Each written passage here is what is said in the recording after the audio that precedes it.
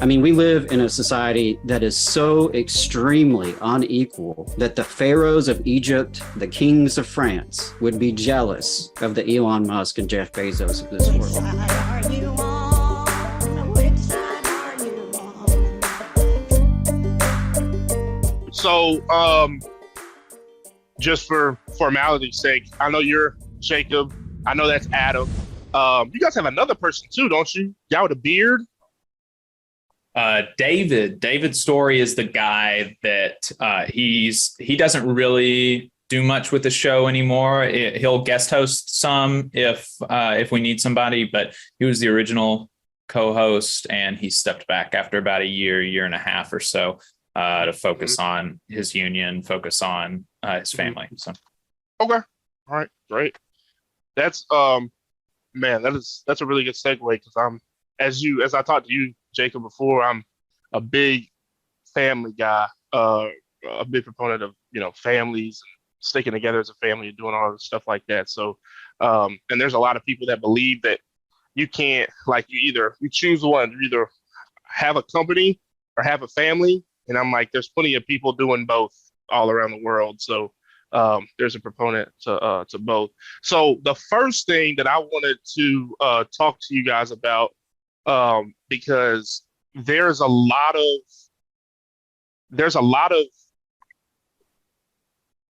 ignorance out there, especially on the internet, about what a union is. So why don't you guys tell? And then for us as business owners, we don't have unions at our workplaces. And we'll tell you guys more about like what it is that we do and how we handle certain situations. But why don't y'all tell us what a union actually is and what the purpose of a union actually is in the workplace? yeah, Adam, you want to take that away? Sure. Yeah, I'll start, and Jacob, you fill in where I miss. A union is just a voluntary organization of workers coming together. And that's it in the nutshell. Now, there's legal definitions of unions and there's legal recognitions of unions. And that's where you see, the elections that take place, or in some cases, the company volunteers to recognize the union. But at its core, it's the workers, as opposed to like people in management. It's going to be people who can't hire or fire. The workers who show up, sell their labor for a living in exchange for a salary, they can come together, form an organization. And the idea behind it is strength in numbers. As the collective, as the organization of workers coming together, you have more bargaining power. You have more influence over your working conditions, your benefits, your pay, the way you're treated at work, because it changes the balance of power. As an individual in the workplace, you often have very little power compared to your bosses or the owners of the company. But as a union, by coming together, you shift that dynamic. And now it allows you as a worker with your fellow workers to try to negotiate a better life for yourself, particularly in the workplace. And that would be my definition of a union. I'm sure we could get into some of the specifics later about like what folks don't like about them, what folks do like about them, how businesses can relate to unions, and like, does it have to be adversarial or collaborative? So we can get into all that, I guess, later, but that's how I would define it. Jacob, did I miss anything? No, I think that's exactly right. I think, there are other conversations about how mechanically some of that stuff works, what exactly bargaining looks like. But yeah, I think you nailed it. A union is just an organization of working people coming together to make their lives better, particularly as it relates to the job. Okay, great. If y'all see us down or looking down or doing whatever, we're writing and taking notes. It's just something that we're not ignoring. We're listening to what you're saying. We're just taking notes and making sure, because I went around today and yesterday since we talked, Jacob, and I was just asking random people and random places, because me and Sherrod do that a lot. We are very like extroverted. We can talk to anybody, absolute strangers. So we were just asking what a union was. They do not know. That's the consensus that I've come to. They do not know. So, and I have a general idea of what a union is because I used to deliver packages for UPS during their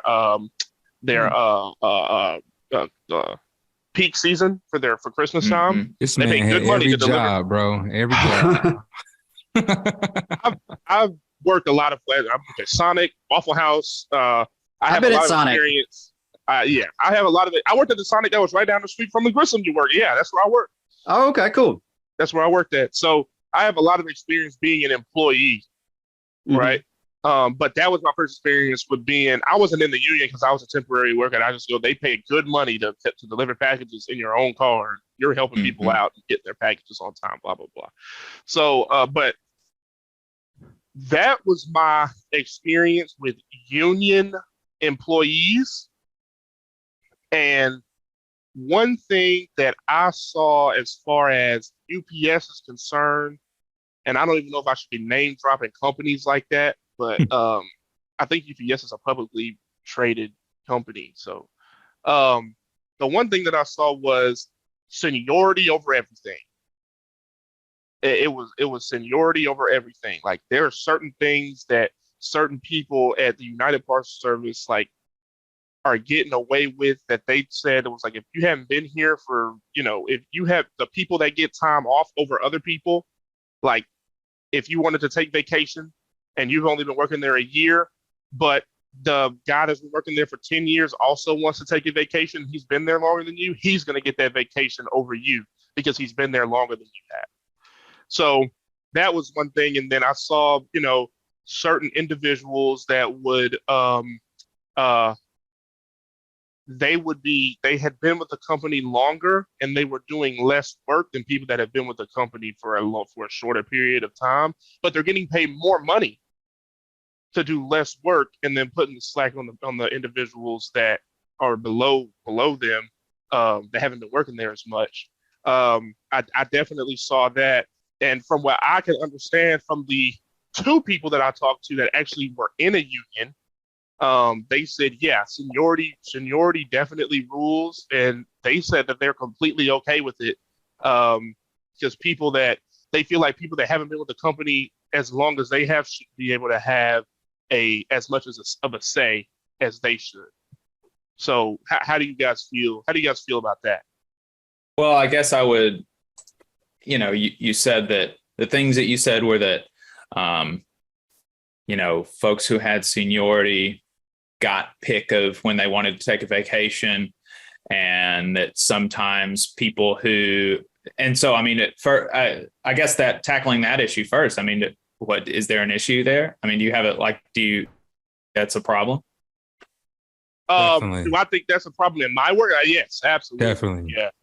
Because yeah, I mean, I would just disagree. I think that people who have given 10 years of their lives to a company, most of their waking life, actually, most of the time that they're awake, they're giving to this company. They're selling their labor. They're selling their time. There's nothing more valuable than time. You never get it back.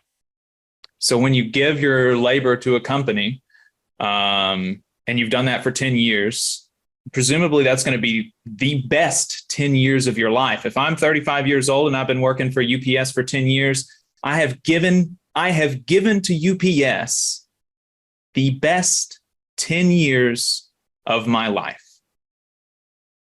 I think that's pretty important. I think that's pretty valuable. And I think you said something. Go ahead. Yeah. And I think that I should get something for that. And I don't think there's anything wrong with that. But also, I would say that the agreements that people are that the unions negotiate with management are negotiated, like Adam said, collectively. And so what does that mean? That means that the workers in the union decide what priorities they want to push in negotiations.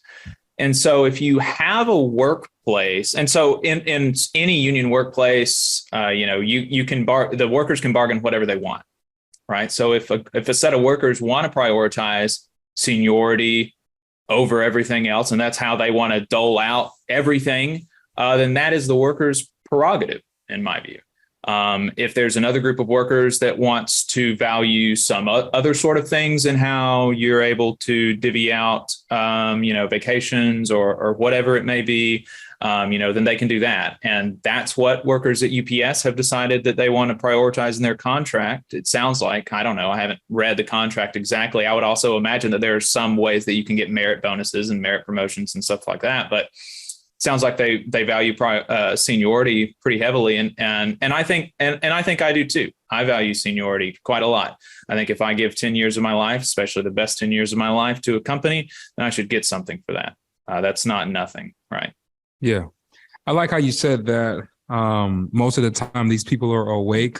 They're giving that time to the company. I really like that analogy, and I can see where you come from right there.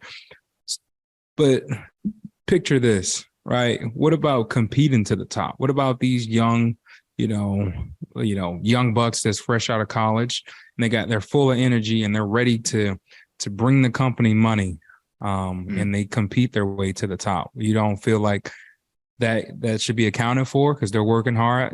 They have all this youth. It's just like in sports, especially if they're working harder than the people that are actually in the seniority, and they're making more money, for the company than the people that's been there. Now, we're not negating the fact that these people have put their lives on the line and given their life and, work to the top. But what about the people? It's like, the NBA. People are coming out, they're doing 360 windmills in middle school, Right. What about that? And the people are looking at that. So shouldn't it be a balance? Yeah, well, I love that you brought up the NBA. I think that's a really fantastic comparison. I think that because with the NBA, I think there's actually a remarkable difference that an individual player can have kind of based on their merit. You're going to make a LeBron James is going to make just an insane amount of money more than a backbencher on, whatever no-name NBA team, right? Yeah. And they're compensated in a similar fashion. LeBron James makes way more money. But wait a second, the NBA players have a union. That's how the NBA players negotiated their collective bargaining agreement. The NBA players came together and we said, we reckon it's important that we get paid by this or by that. We're going to set this minimum and this is how we're going to be paid. UPS drivers came together and they said, this is how we want to be paid.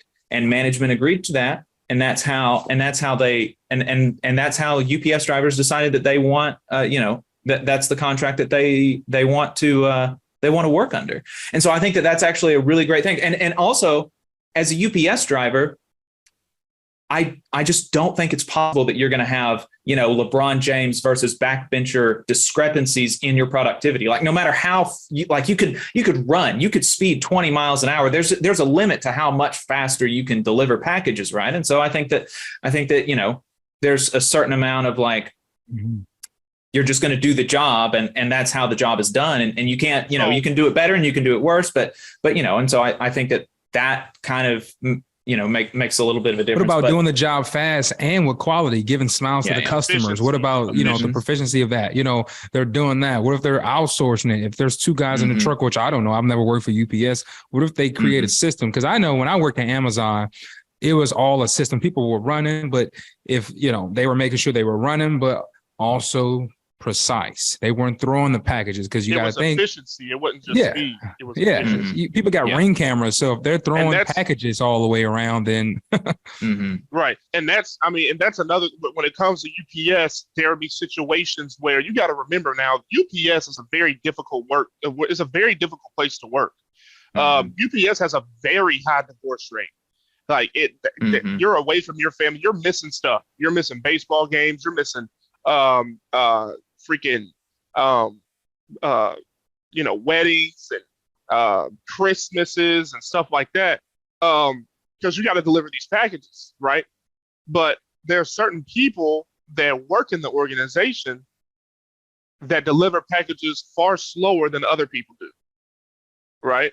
So, and I know situations where, it's some people are delivering packages slow on purpose because they know that if they work too fast and they get done, they're going to be called because they say, "Hey man, I need to go help this guy finish his rescue package missions." out." Yeah, they're going to just like, "Hey, I need you to go rescue this guy because he's not performing at the same level as you are. So I need you to pick up the slack for that guy." Right. But you're gonna pay the same amount. That's what your contract states. And it's just because I know they negotiate, because unions are just big negotiation. I mean, and they negotiate. You would hope that the people that you choose will negotiate very well. You would hope that they negotiate really well for you if you're going to be in a union. And I am not anti-union. Sherrod is not anti-union. But if I put all of the risk when it comes to our companies, if I put all of the risk into building up my company and building up my my business to the point that I can hire one guy, I want to have all of the say so in what happens at my business. And I don't want my operating costs of my business to go up by having a union if I can just connect with my employees better, figure out what my employees want, and create solutions to the problems that are happening inside of the workplace. Now, what I do understand is when it comes to Elon Musk, when it comes to Jeff Bezos, when it comes to Bill Gates, when it comes to these really, really hyper successful business owners, they're not always at the front line level looking at these guys and seeing what they need. That's why they have management doing that. That's what they're supposed to be doing. But when it comes to our workplace, I would want to create an environment to where my employees don't even they don't need a union, because I want to fight for their right to be able to come in here and work and have a productive and comfortable work environment, because I built the business and I need to have the say in what happens inside of my business. And I want a culture at my company that breeds positivity and efficiency. We would be blessed in our industry to have a union, because the turnover, people aren't even showing up. So people, you need people. You said it yourself, Adam, there's numbers in the union, right? Where's the numbers at if guys aren't showing up? It's hard. It's hard to get people to come out and actually do the work out, especially in Alabama. It's hot, it's hot out here. But yeah, so I'm glad that y'all explained what a union is, because now people that watch this video are gonna be like, oh, that's what a union is. Now when I actually talk about something, I'll actually know about it instead of me just spilling out stuff that I think, instead of me actually like knowing what it is. So that's really good. Let me ask y'all this, Adam and Jacob. Do y'all feel like every business should have a union? Do y'all feel like every company should have a union? Yeah. Well, I'll say I'm also a fan of worker co-ops, and employee-owned cooperatives, which is a different business model. I do think that there's a place for those as well. But there's a couple of things I did want to distinguish between a small business owner who is such a small business that they actually still do the job themselves. Maybe they also hire some people, but they're, in landscaping, they're actually still cutting grass.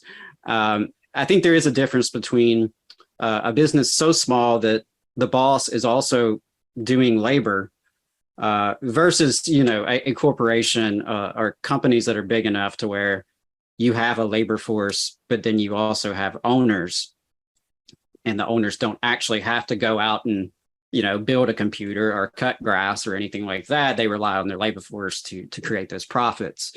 And of course, profits ultimately are the difference between what the capitalist pays you and the value you're creating, right? They're not going to hire you unless you're creating more value than the wage they're paying you.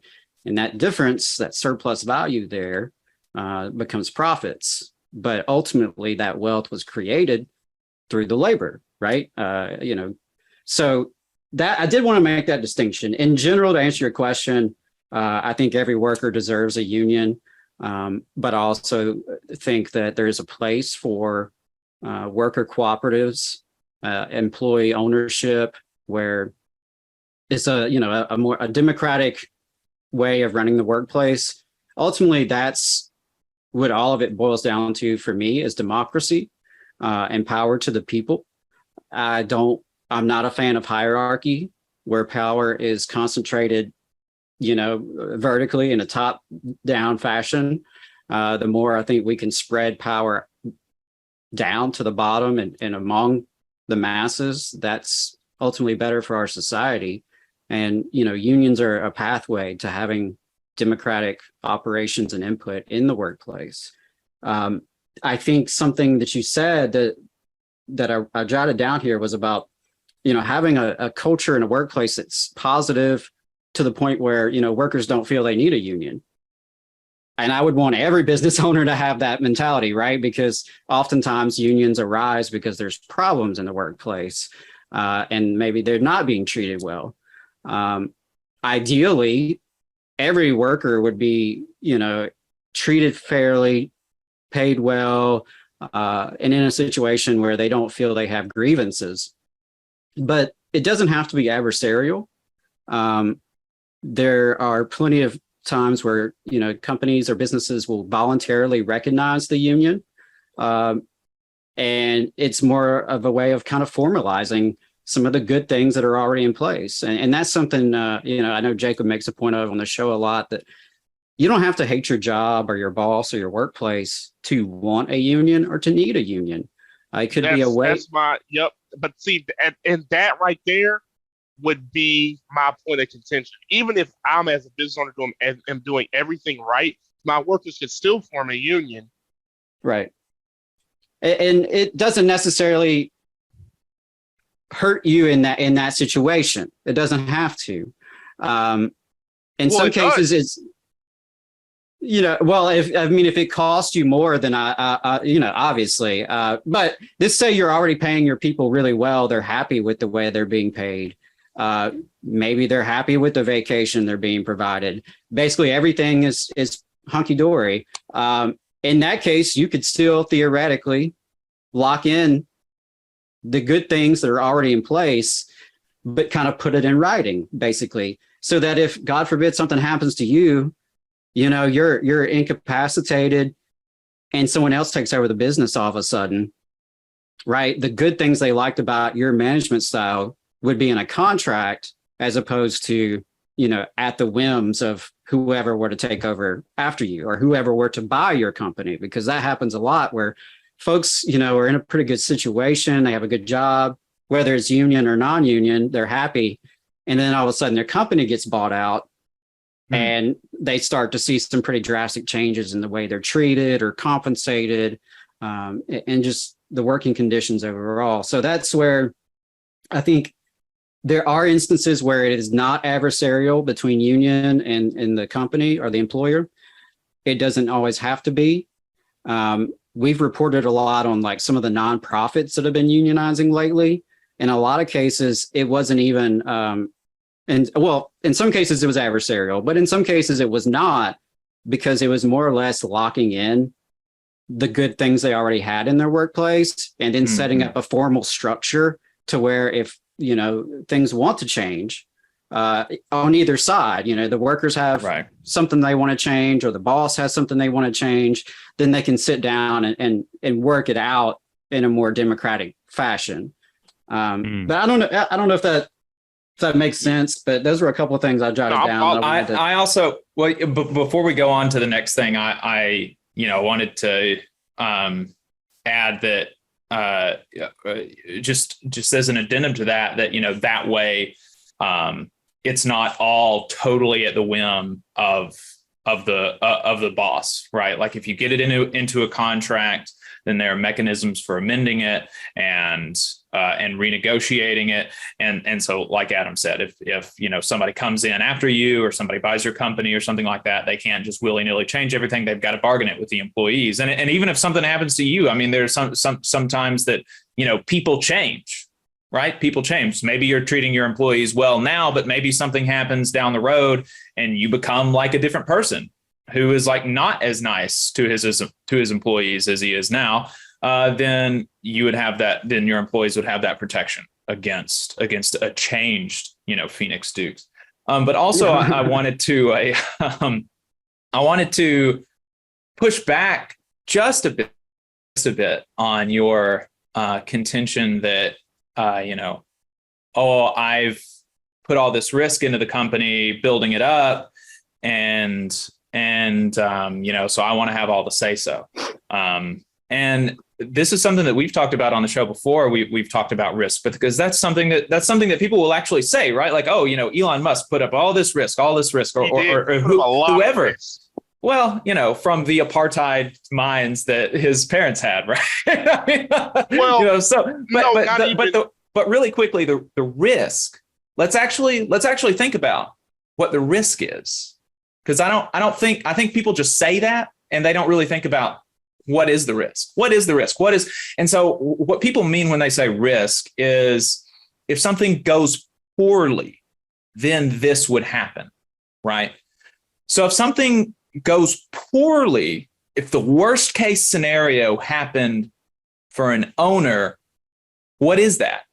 The worst case scenario for an owner, for a boss, for a capitalist, is that they become a worker, right?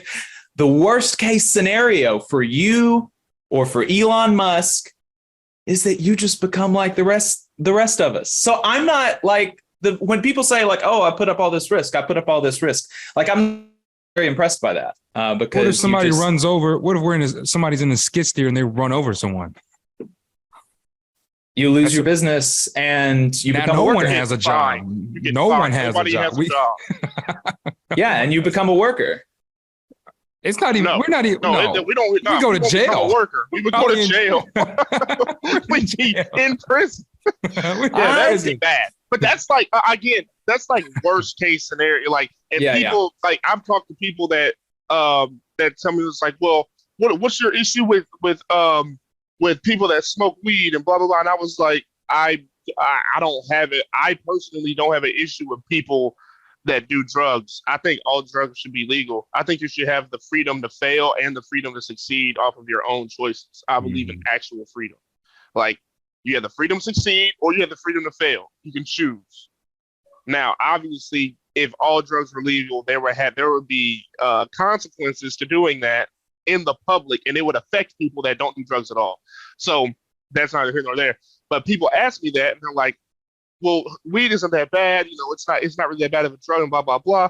And I'm like, if I hire somebody that is high on the job, they can't get workers' compensation if they get hurt, first of all, because they're going to fail their drug test. So, that would be a moral issue with me because I knew you did drugs and I still let you go out here and operate this heavy machinery on somebody else's property.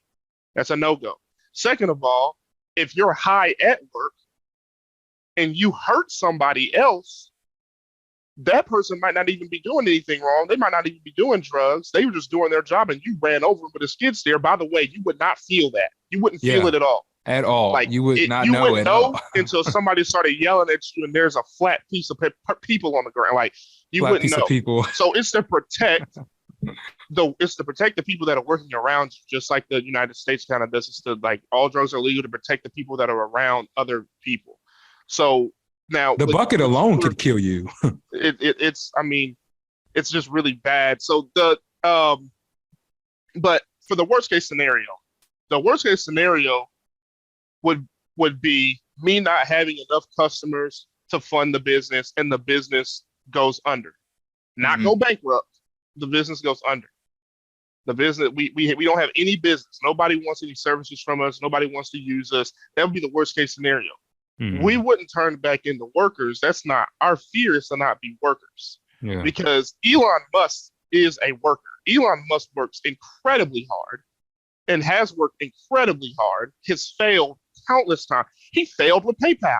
Like, I mean, he failed with the first 3 rockets that he tried to push out. but he's also done a tremendous amount of good with the hard work that he's put in. And Jacob knows I love Elon Musk. I'm an Elon Musk. I'm definitely a fan. Just some of the stuff I just think it's so cool. Some of the stuff that he's done. I mean, this man's working his body to the bone to try to put us on another planet. Regardless if you agree with that or not, that's a feat that's never been like.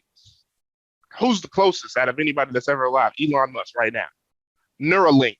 He's putting chips in monkeys' brains so that they can play video games, and he's going to try to use that to try to help people that can't move their limbs, like stuff like the Boring Company that's building freaking tunnels in Los Angeles to alleviate the traffic that's going on inside of Los Angeles, which is terrible. But I mean, there's just so much risk, like when it comes to finances, and that's what you're talking about, Jacob. If you lose all your money, then you go back to being a worker. Elon must put up more money than some people make in 10 to 100 lifetimes. So if he put up a lot of risk and it works out for him, then he should get a lot of reward. Just Walt Disney sold his house, sold his car, sold his brother's car, just so that he could animate and make the mouths move on a screen. It worked out for him. So we know who Walt Disney is, and he owned one of the biggest entertainment companies of this day. But if that didn't work out for him, he'd just be some homeless dude walking around. Like, we wouldn't even know who he is. But these people put up all of this risk so that they could go out and hire other people and give the masses a place to work and an income to feed their families.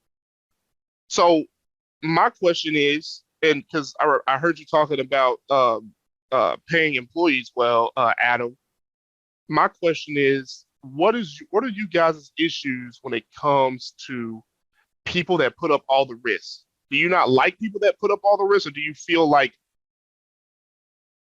what I just want to see where the point of contention is when it comes to billionaires and millionaires, because those are the people that are providing jobs to hundreds of thousands of people, and everybody just can't do that. They just can't. Jacob, you want to go first? You want me to? I think he asked you. You go ahead. Okay. Okay. Well, yeah, I got a couple of things to say on that. I would say I don't have any problem with people putting up risk. I think, that's part of life. That's how we make breakthroughs in society, is people take risk. And so there's nothing wrong with like an entrepreneurial spirit. A couple of the things I would push back on is first of all, like I said earlier, I think wealth is created by labor. Without the people who work at Tesla, there's no product to sell. There's no money coming into Tesla.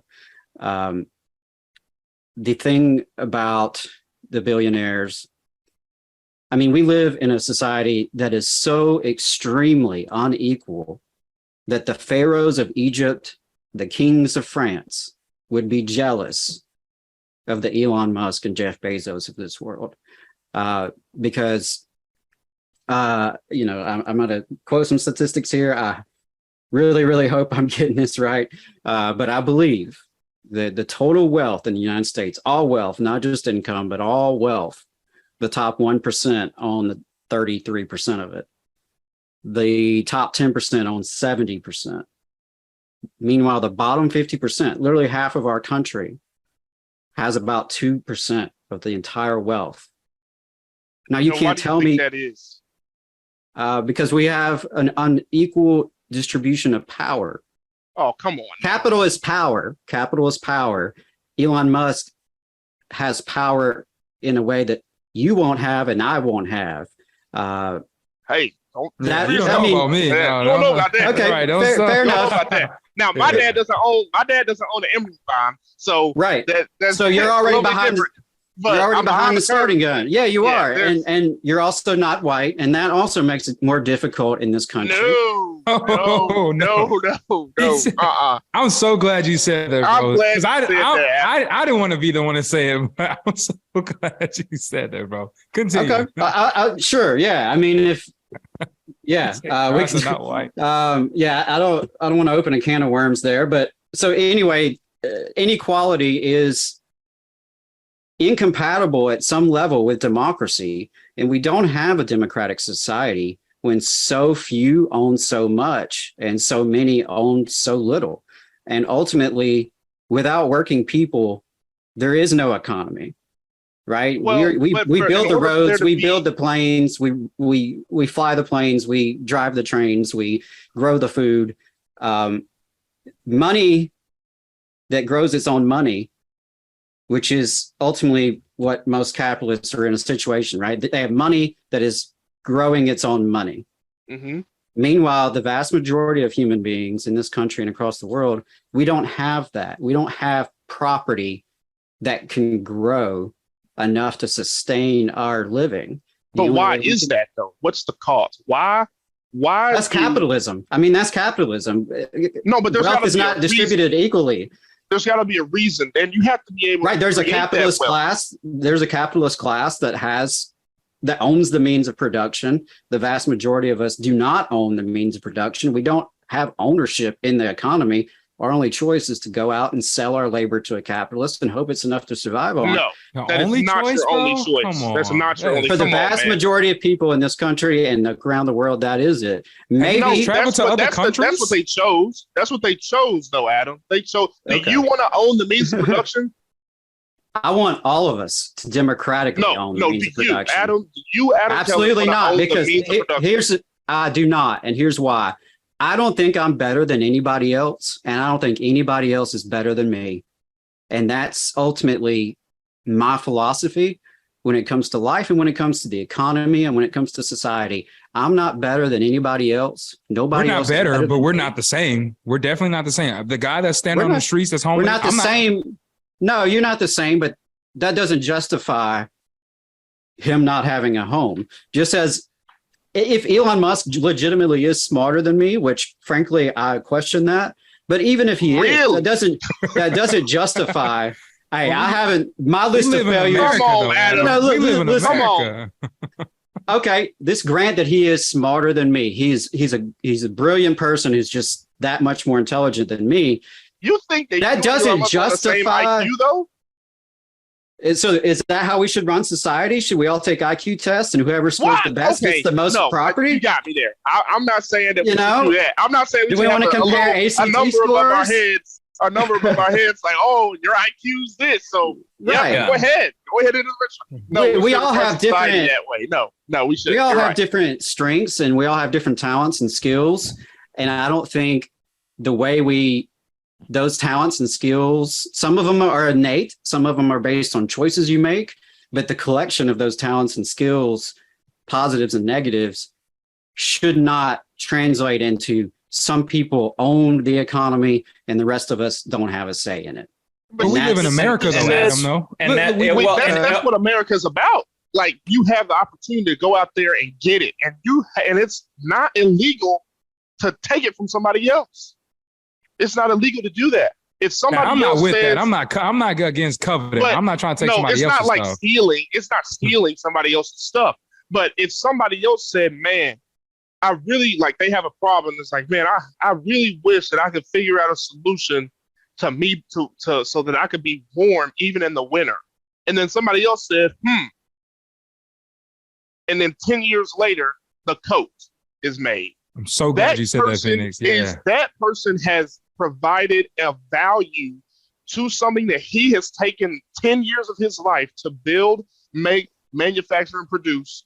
And he has provided a value to millions and billions of people. That's some Donald Trump. I will never say millions and billions on this stream. I will not say millions and billions again. He has provided. He has provided a value to all of these people in the world. So I feel like he should be compensated for that value. If each coat is $10 and you sell that coat to 2 million people, you got $20 million now.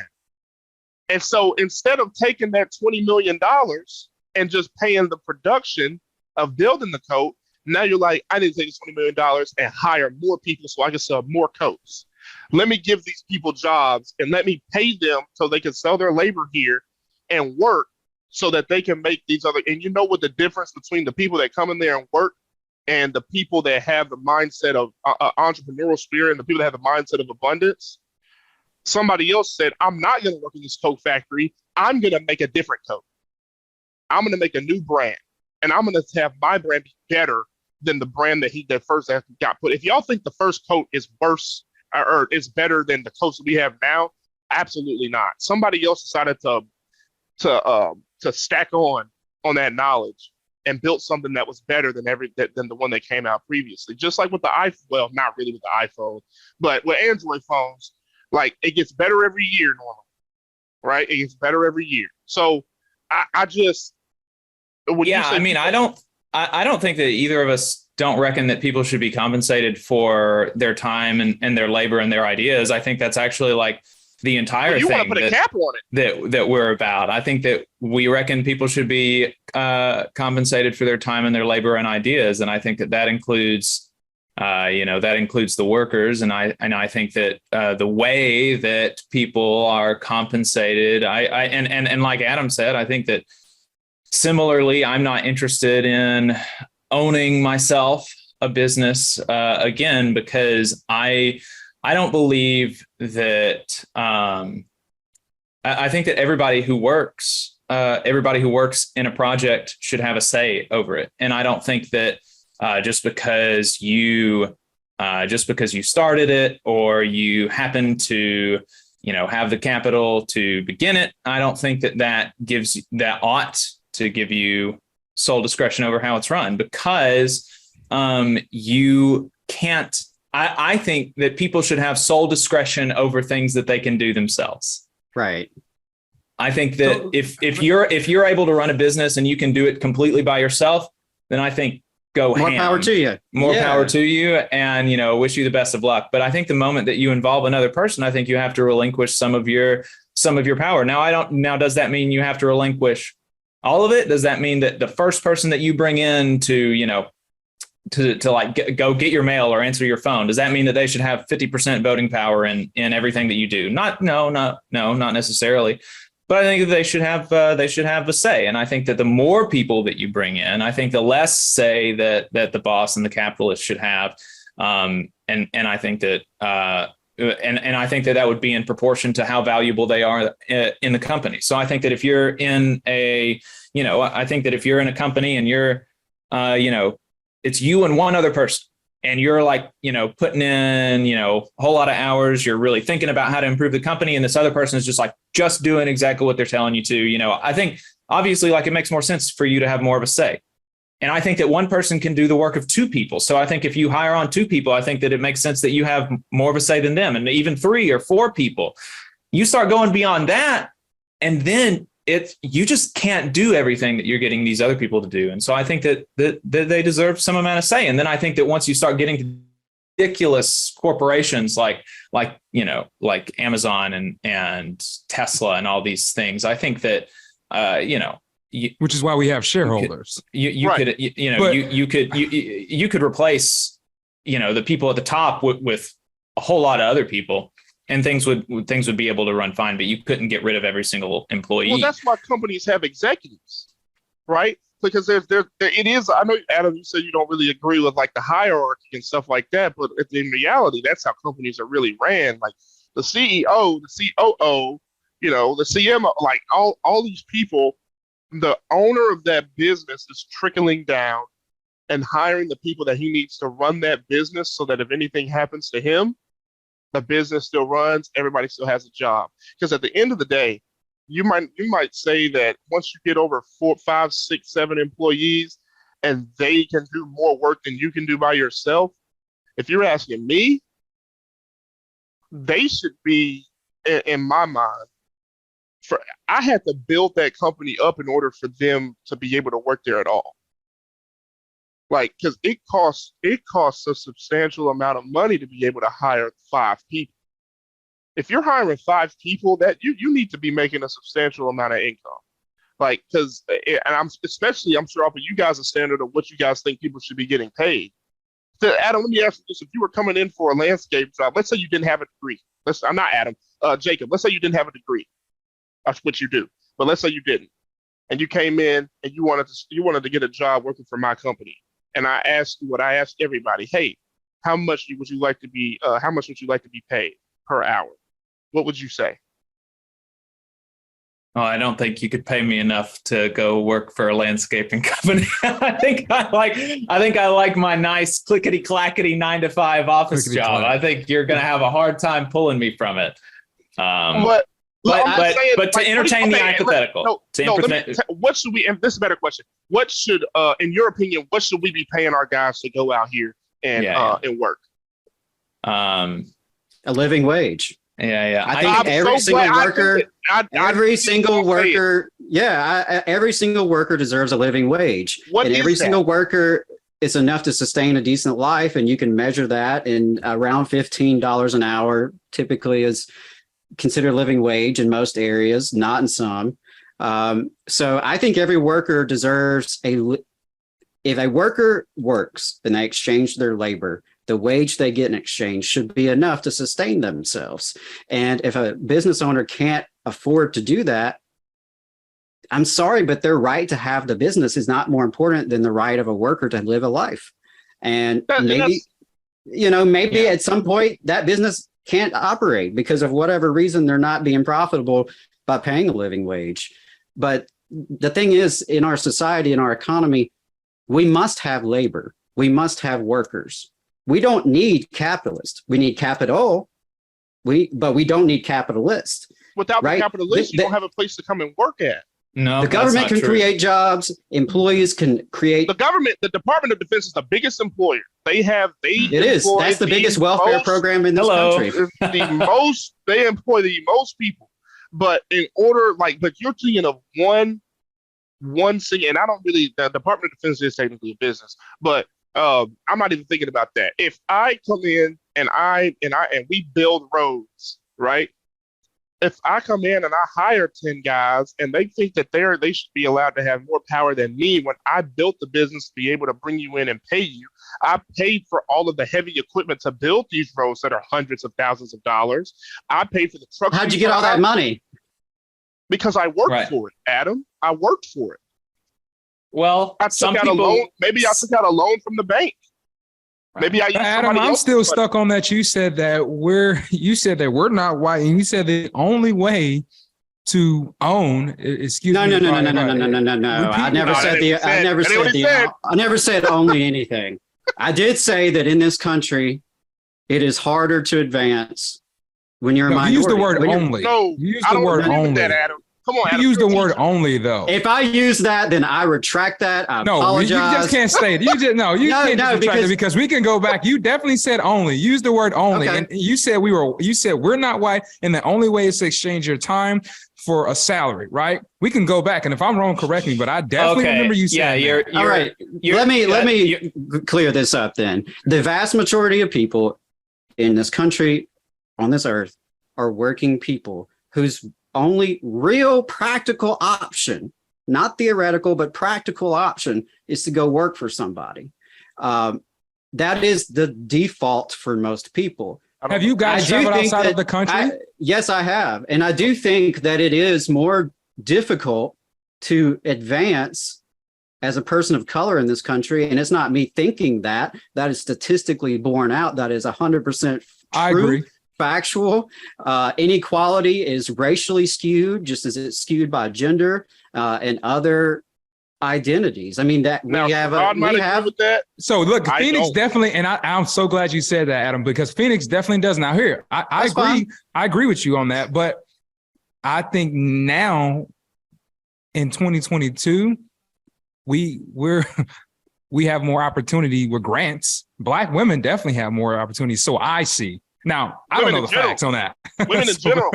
I know people I know business owners that are switching the ownership of their companies from them to their wives just so they can get grants. Mm-hmm. And these grants are coming from the government. Like, you guys have got to understand something, that the government, and with the tax code, the way that grants are pushed out for certain things, our business is a federal contract. Like, we can work for the federal government and do work for the federal government. But I will not push out in 2022 that it is harder for a Black person to advance than it is for a white person to advance. That is not something I will tell my children. Me and Sherrod are statistical anomalies in every sense of the word. I didn't grow up in a two-parent household. I grew up in a single-parent household. I should be in jail. A. Sherrod grew up in St. Louis in a two-parent household. Sherrod should be dead. B. But instead, we decided we were going to put the work in, the mental work, the physical work, the spiritual work too, which we're still putting in to this day, so that we could get ahead of the curve and put in the risk and do something that somebody else isn't doing, which is why I asked you why you think that most people think that their only choice is to go and work for somebody else. Do you think most people know how to start a business? No, I don't. And I think most people don't have the capacity in terms of their personal lifestyle, the money available to them. Excuses. Especially white. That's fine. That's fine. That's fine. I mean, if you're a white male, right? So if you're a white male, you automatically get loans. And I didn't want to bring that up because I don't really know the statistics on that, but you brought it up. So let's just talk about it. You can go in a bank, you're getting a loan. We walk in a bank, we're getting denied. These are the facts. Right? We're getting denied. Denied. Phoenix may disagree where they're. I don't know. He doesn't because we definitely got denied. He got denied. So we have gotten denied. We definitely have gotten denied. But I mean, if I continue to push that out into the world, I would not tell people that they only have one choice. We talk to people every day. Me and Sherrod talk to people every day, or half a squad, whatever's showing up on the screen right now. We talk to people every day. And they honestly think that the only choice that they have is to go and work for somebody else. And the people that everybody has dreams. That's what our channel is focused on. That's what the No Excuses podcast started on. Everybody's got dreams and goals. You guys have dreams and goals. Adam, you've got goals. Jacob's got goals too. Regardless of what your goals are is none of my business. But what is my business is your success. That's what we do. Your success is my business. Yeah. So if I tell you, hey man, I know you're doing everything right, but sometimes your skin's just melanated and you just can't get it. Like you just can't get it. You're just too dark. Like it. I will not tell them that because there are black men out here and black women out here that are really doing well. And they decided to push past the excuses and go out here and get it done somehow, some way. Because the only way, I don't preach own a business to everybody, because owning a business isn't the only way that you can be successful. Success is different for each person.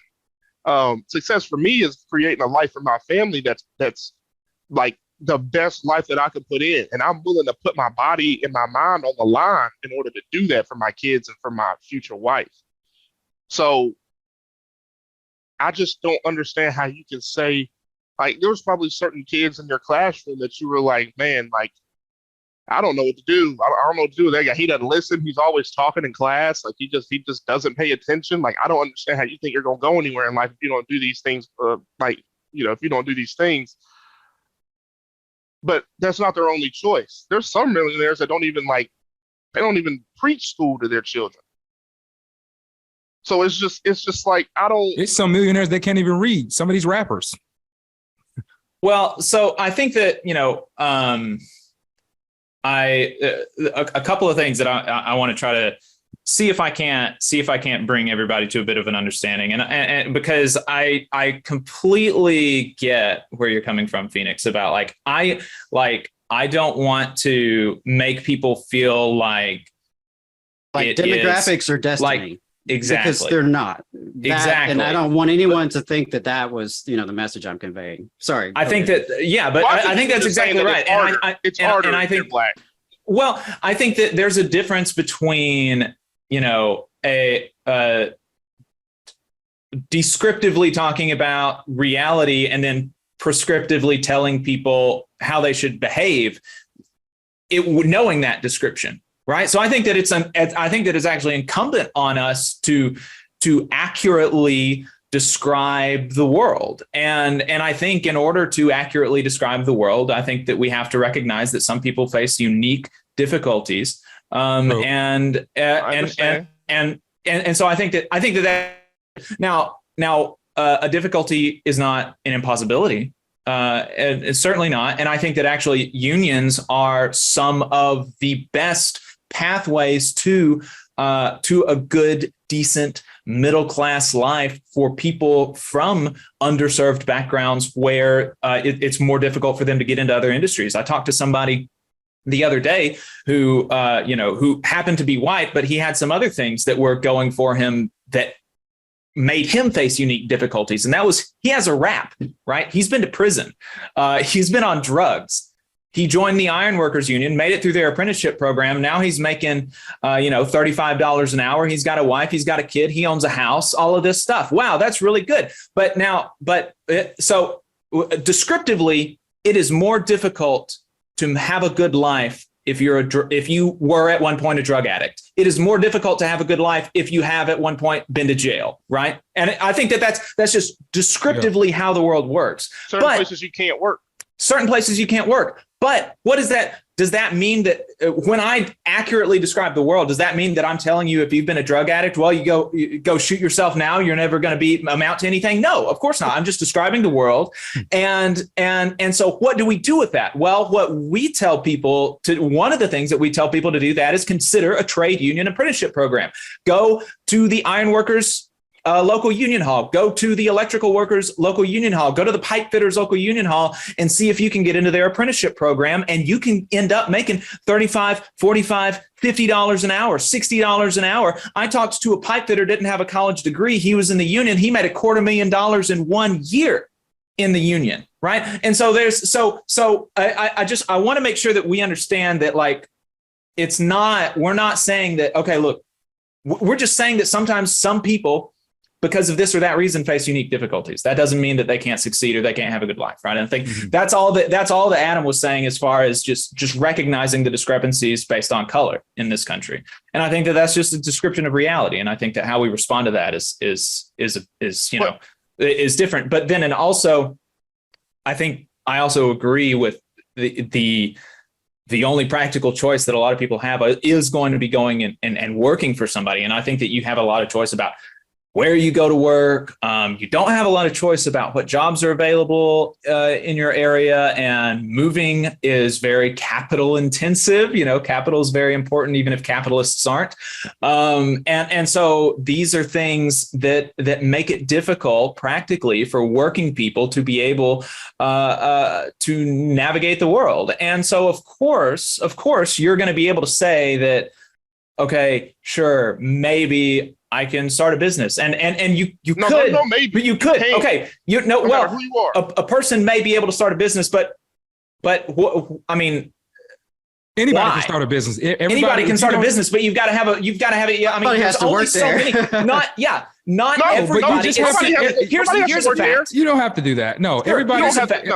Here's a fact, though. Not everybody. It is just factual that not everybody can be a business owner. So factually, some people are going to have to work for somebody else, and also factually, the majority of people are going to have to work for somebody else. Because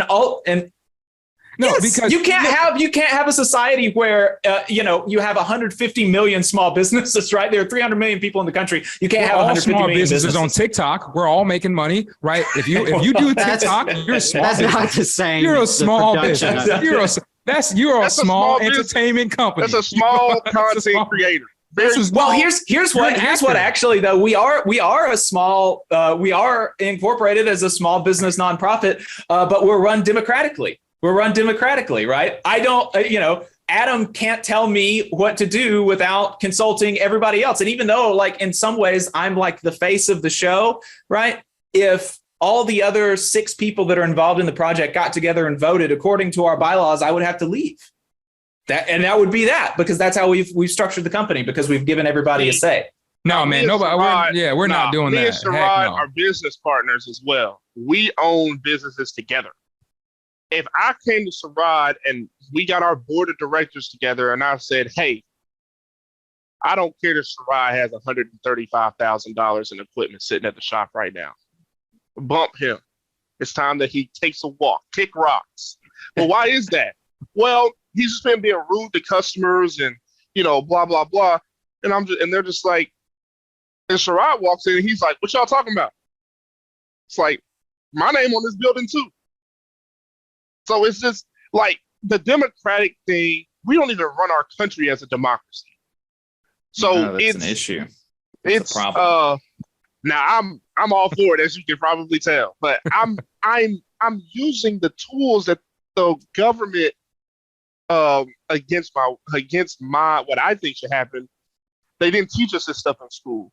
They don't teach you in school how to start a business. School is built, and I already know I'm gonna get some flack for saying this. School is built to make you a better employee or a better prisoner. Yeah, I actually agree with that. I think you're both right. If you really think about it, you come in at 7. The bell rings at 12 for lunch. Right. You stay at school for about 8 hours. You do your work. You do homework. You get a grade. And then if you do well, you get to go up to the next grade. You get told to go outside to the yard for recess. Yeah. I mean, it's sports and all that other stuff is a different part of it. Yeah, you're not going to find any pushback on the industrial model of education from me because I was in the inside. I know the flaws for sure. Adam's like, how much better it could be. Adam's like, I was in it. I know how much better it could be. And you're right.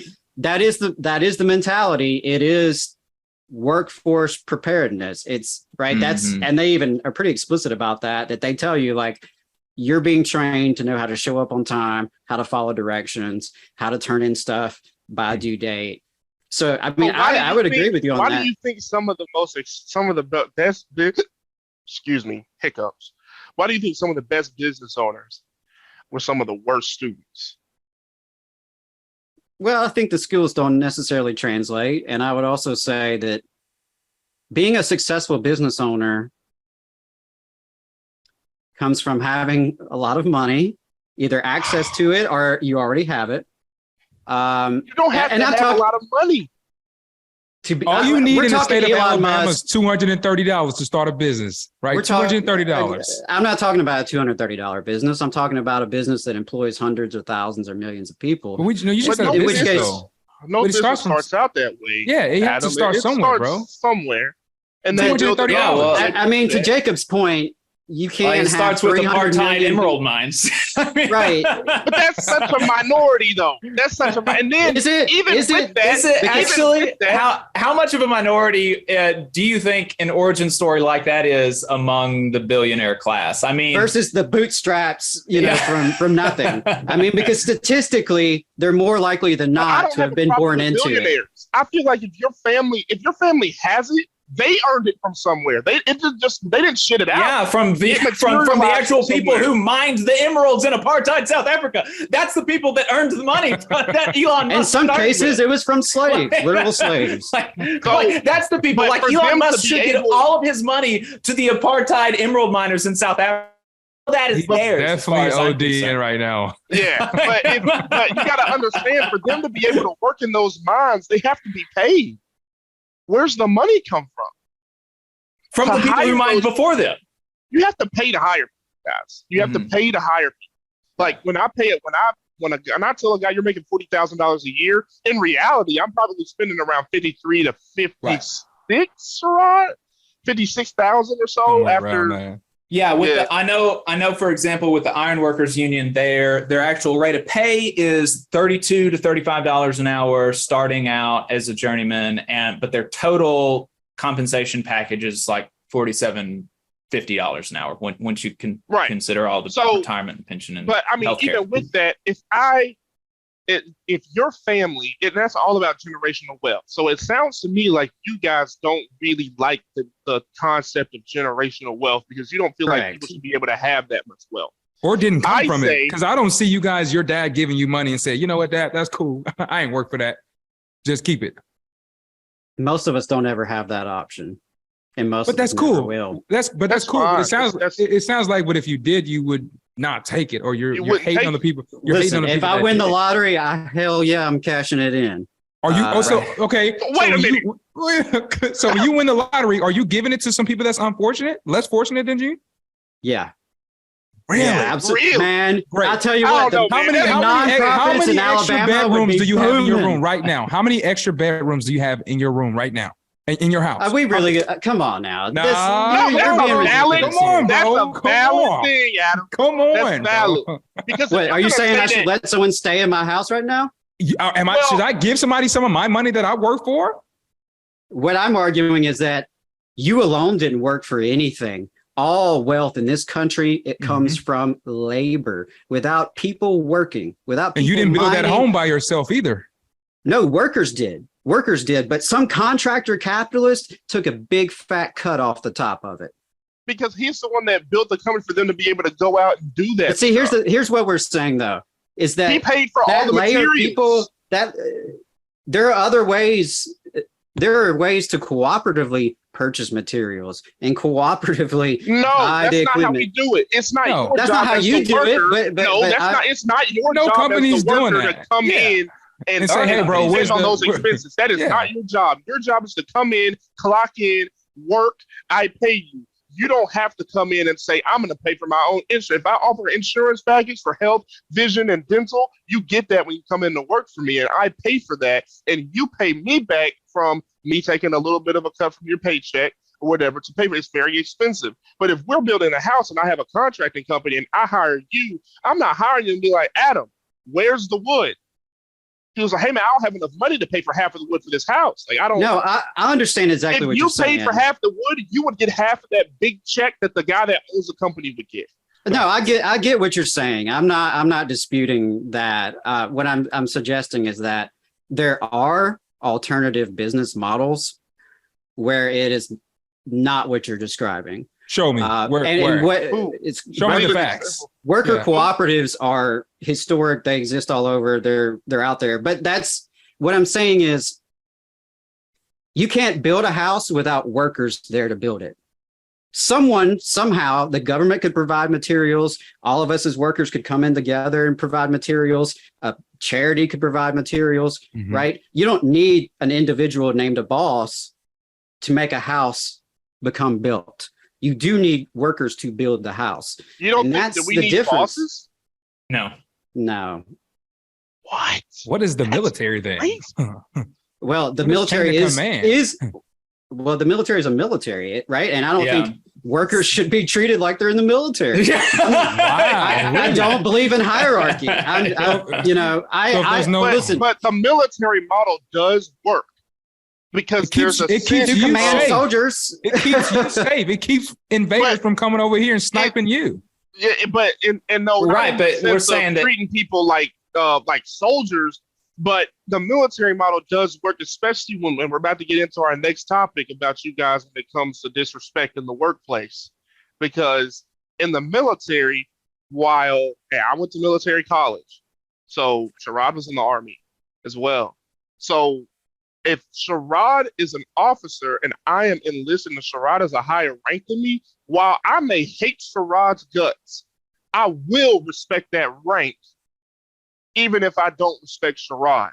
Because I know it's downrange and he has to come back home to his family. I know it's downrange. He has to come back home to his family. If he doesn't, it's on my back, on my name, on my rank, on my pay grade. So if a boss doesn't do what he needs to do to make sure that the business is running the way that it needs to run, workers don't get paid. You start getting just like Amazon's doing right now. Right. You start cutting 10,000 employees in your executive office.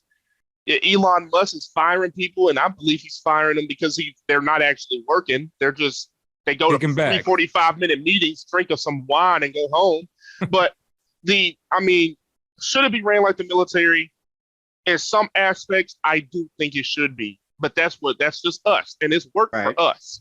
But in other aspects, it can't be run like the military because this isn't the military. There's certain things in the military that fly that will not fly in the private sector. But we believe in free market, man. If you, especially when it comes down to pay, if you don't like how much you're getting paid here, then you need to if you feel like you're worth more, then you need to go somewhere and have somebody else agree that you're worth more so that they will pay you more. Then you're not worth more. Not available. You're not worth more. So some people I don't agree with that. Life of dignity. Really, are we going to say that some people aren't worth a life of dignity? Because ultimately, that's what it boils down to. What do you mean? What do you mean by that? What do you mean? Safe, secure housing, food, water, clothing, that's the essential every time. person though, Adam. That's like when people say living wage, that my neurons they stop firing. Pay enough to have a cost of living, right? You literally cannot survive on $7.25 an hour. You cannot. But there aren't that many people that are getting paid $7.25 an hour either. That's like a very small percentage of the company. I mean, that's a small percentage of the world. Like, I mean, it's. I would say world. It's all subjective on your lifestyle at the end of the day. It's subjective on your lifestyle because some people like we talked about on our podcast. If you decided to have 3 children, should I pay you something more than what you're worth just because you decided to have 3 children? If you decided to smoke your bong every night, right? Should I have to pay you to support that? Weed down. Yeah. Should I pay so that you can to support your way of living? No, or should I pay you a percentage, which is normally what happens? Should I pay you a percentage of the amount of revenue that the business makes? Because what is the Adam and Jacob? This is the question I want you guys to answer. What is the highest expense in any business? The highest expense. What's most of the money spent on? In most cases, it's labor cost. Employees. They get between 40 to 80% of the labor revenue of these companies.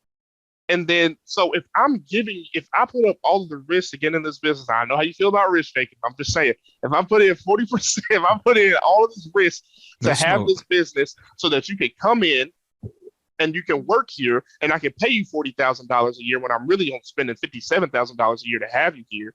And that's without benefits. Like, I want to be able to give my workers health insurance, vision, dental, but that's not common in the landscape industry for people to have health insurance, vision, dental, 401k match, and all this other stuff.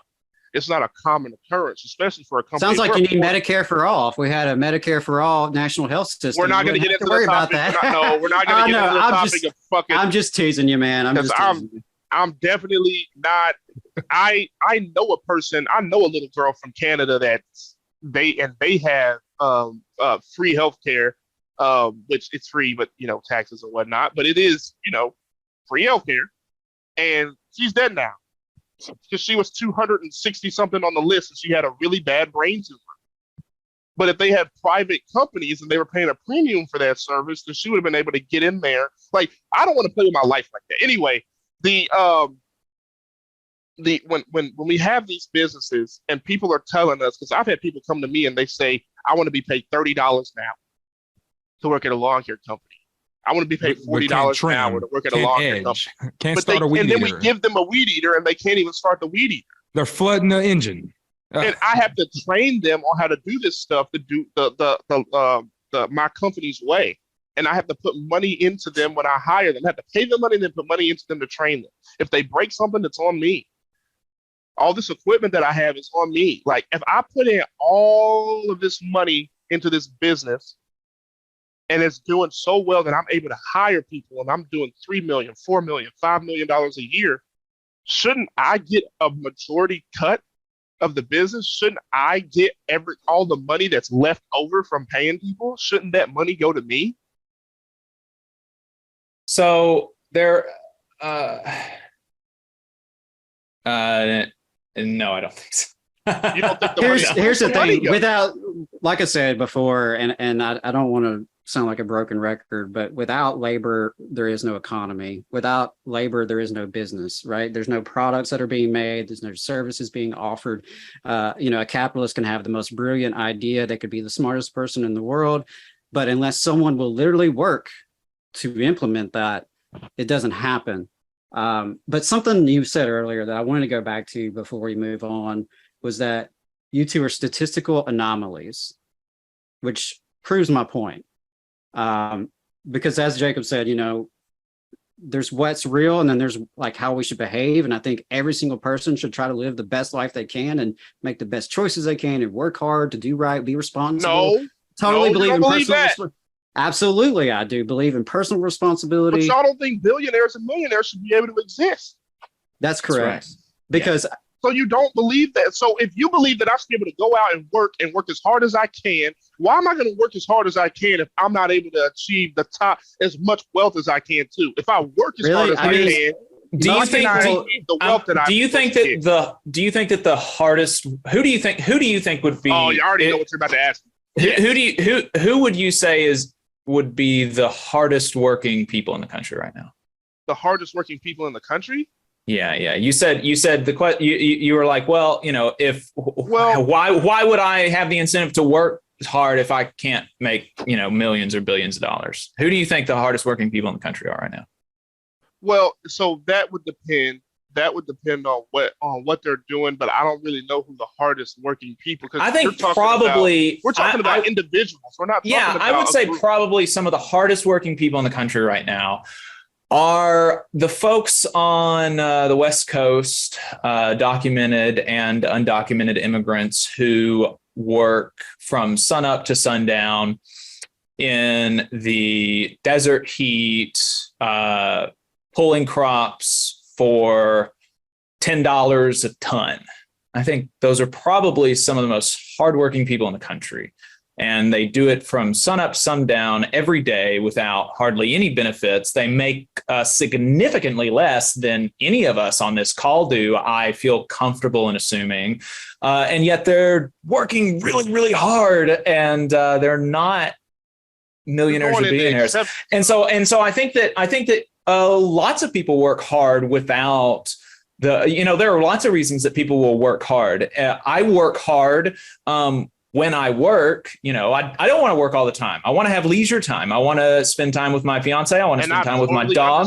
I want to, I want to be able to, go to cookouts and all this stuff. But when I work, I do work, and I work hard, and I do that to support the mission of my agency, which I believe in. I believe that the energy division of the agency that I work for is important, and I think that we have a good mission, and I believe in it, and I want to see it succeed. And I want to support my coworkers. I want to support the people that I work with, and I want to do a good job. And I like doing a good job. It feels good to do a good job, and I don't need the incentive of being a billionaire. I don't need. And most people, the vast majority of people in this country work hard without that incentive. So I think that's. That doesn't really make that doesn't make sense to me. But they don't work. Do you think that they're, like you said, you want to spend time with your fiance, you want to spend time with your kids, you want to do all this stuff? I don't want to do all of that. I'm willing to sacrifice my. Not doing that. We're sacrificing. And Sherrod, I hope that I hope that you make more money than I do. If you're working harder, I hope that you do. I hope that you do. And there are people, like I said, that pipe fitter guy who made $250,000 in 1 year working on a job. That guy worked a lot. And I worked and I volunteered for the Hurricane Ida recovery down in New Orleans. And I worked 7/12s for a month. And guess what? I made a lot of money that month, right? And so I hope that people make more money when they work harder and when they work longer, right? And I'm not really on that string. When you say work hard, you mean physical labor? Because work harder or work harder physically or work. I think that you can do mental labor. I think most of my job is mental labor as far as what I do for a job. Now, it was physical labor when I was down in New Orleans, right? But most of the time I work mentally. Where's my 4-hour work week book? Where is that book? Hey, my goodness. Where is my book? On it. So look, there's and I'm not really with the 4-hour work week because I believe in going out and working. I know the whole thing today is like do 1 hour work and you don't have to work for the rest of the week and blah, blah, blah. But I believe in actually going out and putting in the work. And Apple wasn't formed off of a guy that followed the 4-hour work week. Amazon wasn't followed by a guy that was owned by a guy that followed the 4-hour work. Like these multi-billion-dollar corporations aren't owned by people that are following that kind of stuff. So when I'm saying, if you want to go out and hang out with your fiance, if you want to go and hang out with your kids, you don't want to miss that birthday party, you don't want to miss that piano recital, you want to have dinner with your kids and your wife every single night, that's completely fine. That's what you chose to do, and that's the beauty of the United States. That's your decision. That is your choice. Is that your only choice? Absolutely not. It's not. It's not your only choice. So I want to give my kids and my wife the ability to go to the hotel that I own. Hey, babe, I might not be able to have dinner with you, but and that's the difference. And I'm happy for people hard now so that we don't have to work as hard later on. We're working hard now so that we don't have to work hard for a company for 20 to 30 years. We can work 10 years now and have the rest of our lives to spend with our family. And it takes a very special wife, a very special. You're going to have to deal with the repercussions that come with you missing things. But you know, in your brain as a man, like you're doing these things to give your family the best life possible, the best life that they possibly can. And I think and I don't think that you guys should be able to say, I can't have this. If I want to have 30 kids and I want to build a company and make as much money so I can have 30 kids and have a 16,000 square foot house, then I should be able to do that. You should not be able to put a cap on my wealth in a free market. That's why we have a free market. Yeah, I think we should. I think we should be able to. I think absolutely that people should be able to. Should be able to work. I will. I think that people should be able to work harder, work longer, and I think that they should be able to make more. But I also think that there are reasonable limits, like there are on anything else that we allow in this society. I think that we as a society have a right to say that no, you shouldn't be able to be a billionaire. And I think that the reason for that is twofold in my view. And we're going to have to wrap it up. We've got another interview at 6:30, but happy to do this any time. But the reason for that is happy to come on again anytime. Well, hold on. I want to clarify. Is it just billionaires or is it millionaires too? I think that probably society would be better if we didn't have millionaires. But I think that if you want to talk about having net worths of $1, $2, $3 million, I think that you could probably convince me of that. That's on a different scale. It's on a totally different scale. What about the presidents that own these unions? Yeah, I think they should not be millionaires. They should not be millionaires. Yeah, I mean, they don't own the unions. To be clear, they don't own them. But right. if like the people who are in charge, the executive directors, the presidents, they should not be making millions. And I would vehemently oppose any union leader who argued that they should be a millionaire. Yeah. And I think that if you listen to the show long enough, you would hear those critiques of even hierarchies in the union. I think the hierarchies in the union develop democratically to a certain extent, and there's some, there's some amount of say that the members have, and there's a lot of say that the members have. Actually, members have the final say on anything, and so we would be part of efforts to say that no, a union president should not be making significantly more than the members. I think that that's pretty ridiculous that that the president of the AFL-CIO makes $300,000 or $400,000 a year. I just don't think that. I feel like I'm on CNN.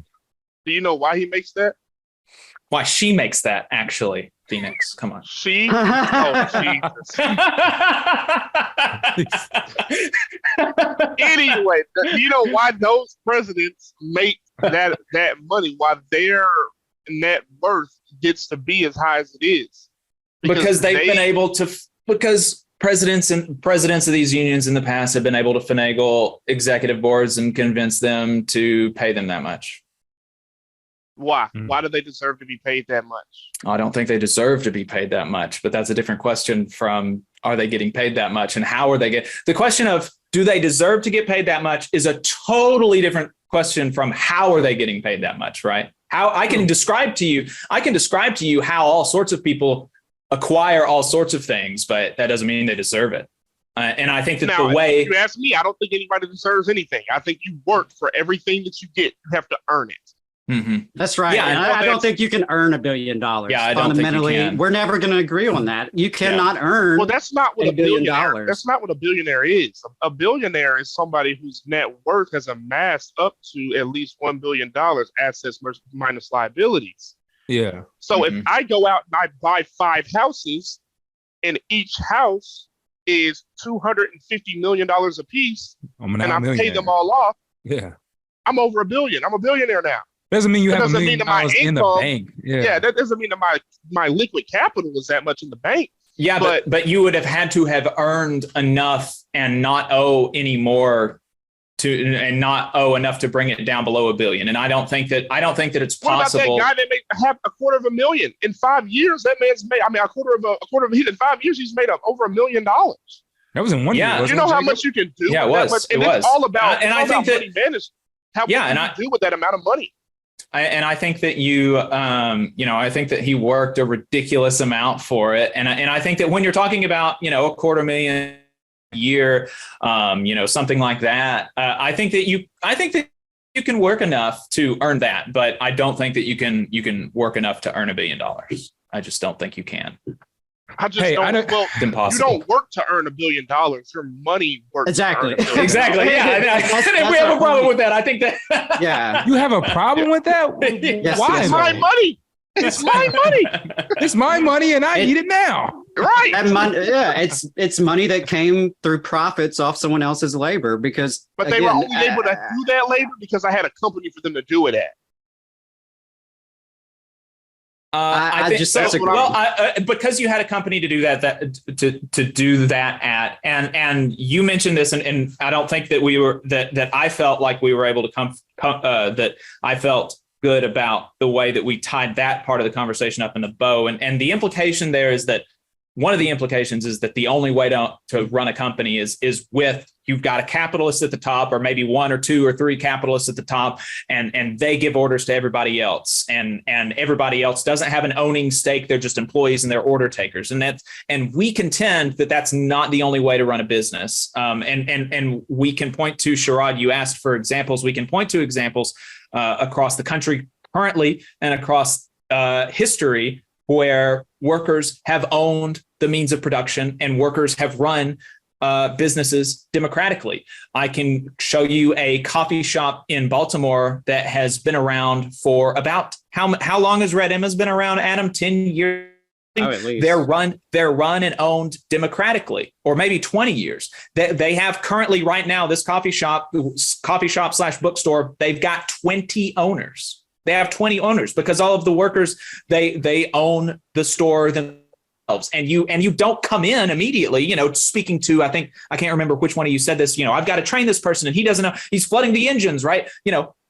When you come in as a barista at Red Emma's, you don't immediately have an equal share to the people that the other people that the other people have, but you work your way into ownership of the company. And then after about a year, I think is their program, then you have an owning stake in the company and you have just as much say over the company as the other 19 people that were there before you. And they make decisions and they elect their managers. Phoenix, you asked, do you have to have bosses? No, I don't think you have to have bosses. I think you have to have administrators. I think you have to have managers. And I think they have to have some amount of authority on the day-to-day decision-making. And that's actually what I do. I'm an administrator. I'm a project manager.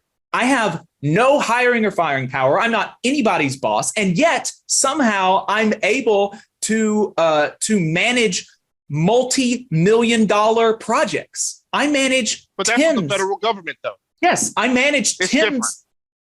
I manage capital. I manage capital, and I don't boss around anybody. I have projects that are over $100 million. I have projects that are over $100 million, and yet, and here I'm only making like $30 an hour. I don't need $1 million a year to be able to manage $100 million projects, and I also don't need the authority over these other people. I work with them cooperatively, right? I have, my supervisor has hiring and firing ability, but he also has to go through disciplinary processes, and he can't just unilaterally do things himself. And I think that's there's over in Spain. There's this huge cooperative firm called Mondragon that has tens of thousands of employees that's run democratically, that is owned by the workers themselves. There are lots of cooperative businesses in the United States, and there's actually a United States Federation of Worker Cooperatives that you can go on their website and look at all of their members. And like I said earlier, our business is run democratically, and we have it's nothing to like turn up your nose at. We bring in and we spit out about $3,000 a month. We get from our sponsors and our advertisers and listener support, we get about $3,000, $2,500 a month, $3,000 a month, somewhere in between there. And we spend $3,000 every month. We don't really have any profit. And I think if we had somebody who was more business minded, maybe we'd be able to do better, but just none of us are really, and so it would probably help us if we had somebody that was business minded, but also book a session. Just because somebody is business minded doesn't mean that they have to have dictatorial authority over us. They can be a partner, but they can also have all these good ideas, but they can be a partner to us as a to our tyrant. But the head of every organization is a boss and somebody that runs that organization. And he could be elected. And he may not. Well, even so, when you work for the Department of Defense, you may be a project manager, and you don't have any direct reports as a project manager. Do what? I don't have I have no, there's nobody that reports to me. No, nobody reports to me. Mm-hmm. So who is your boss ultimately? Who is the head of the Department of Defense? Head of the Department of Defense, president. I mean, I guess ultimately president of the United States. Secretary of Defense. Secretary of Defense would be the over next down. The department. Yeah. No, they'd be over the Department of Defense. The Secretary of Defense would be, and then the Secretary of Defense's boss would be the president, but it's not. But I mean, the Secretary of Defense is making $250,000 every year. Mm-hmm. That's how much they make. Yeah. But at the head of every organization, now that's not saying that the secretary. And see, actually, that's actually very funny because you just told me earlier, and I think you're right that the Department of Defense is the largest employer in the country, and yet the person that heads the largest employer in the country is only making $250,000 a year. They don't, for some reason, the person that heads the largest employer in the entire country doesn't have to make millions of dollars a year. But they, for some reason, have an incentive to do that. But you also have to understand, especially with Elon Musk doesn't get a salary. Oh, well, that's a silly talking point, I think. No, that's not operative. He doesn't get a salary. His money is strictly from his stock options in the companies that he owns, and he owns multiple. Mm-hmm. So now, obviously, the Secretary of Defense isn't the owner. Like they didn't build the Secretary of Defense. They're just, that's the position that they were put into. But we've got to just be able to differentiate between income and wealth. Because if you're telling me that I can only have a certain amount of income, then I feel like that goes against the whole union philosophy, because I want to be able to earn more. So if I want to be able to earn more, then I should be able to go to my union and have them negotiate for me to earn what I want to earn. But if we're going on the topic of putting a cap on wealth, that's a totally different conversation. And I don't think we should be able to put a cap on wealth. I feel like you should be able in America to amass as much wealth as you want to. And if you don't like that concept, then you don't like America. You don't want to live here.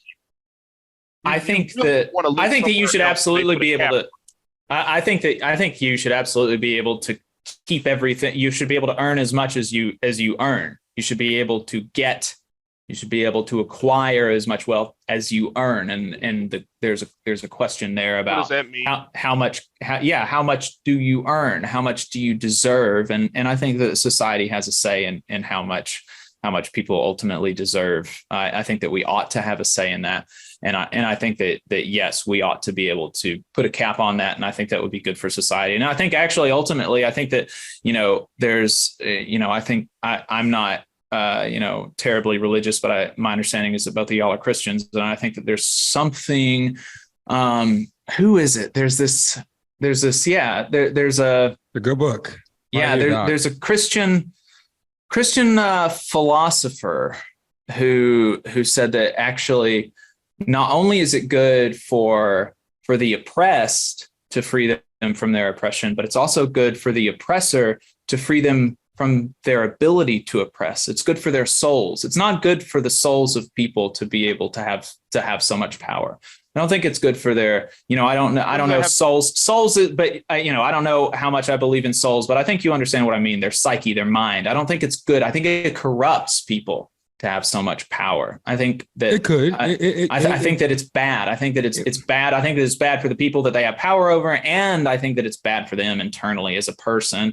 And I think it's bad for society. And I don't think that they can deserve it. Well, I know you guys have to go, so I don't want to get into that topic. I just want to say to Adam, when you win the lottery, think of your boy, and then maybe I will think maybe, just maybe, I won't start a business and have people working for me. Maybe I can't promise that on camera. Well, think of your boy. What we'll do is have a democratically worker owned business, man. Oh. We will light it up with that kind of capital. Just holler at your boy, smittymusicrecords@gmail.com, and just email us and we'll tell you where to sell it. And guys, I'm sorry I had to step away. I have a daughter and she was calling for me. Totally my wife's sick at the moment. So oh man. But yeah, I really appreciate the dialogue. I've enjoyed it. I've learned a lot. Yeah. Thanks for having us, man. We appreciate it. Yeah, I've enjoyed the dialogue. I mean, we have a lot of different viewpoints and different philosophies, but that's okay. That I think it's cool that we can have this kind of conversation and hopefully learn from each other. I think it always sharpens your skills when you can absolutely have conversation with people who don't agree with you. I don't believe in doing the echo chamber thing. So I hope you guys enjoyed it. Yeah, I'm glad we kept it civil, guys. Thank you so much, Jacob and Adam. Make sure that everybody's subscribing to TVLR. They got some really good conversations going on over there, and make sure you guys are hitting that notification bell, subscribing to the No Excuses podcast if you want to get on the entrepreneurial side of things there. We're cutting out the excuses and making your success our business. Thank you so much, Jacob. Thank you so much, Adam. We'll hope to talk again sometime, guys. Thank you so much for coming on, man. All right. Yeah. Happy to come back anytime. Thanks, y'all. Yeah. Thank you. Bye, y'all. You just saw a clip from the Valley Labor Report. We are live every Saturday morning from 9:30 a.m. till 12:30 p.m. And we pride ourselves on keeping all of our content free to everybody so that we can talk to as many working folks as possible. If you support the work that we're doing, you think that it's important, you think that it's good, then consider making a monthly contribution to the project, and you can do that on our website, tvlr.fm.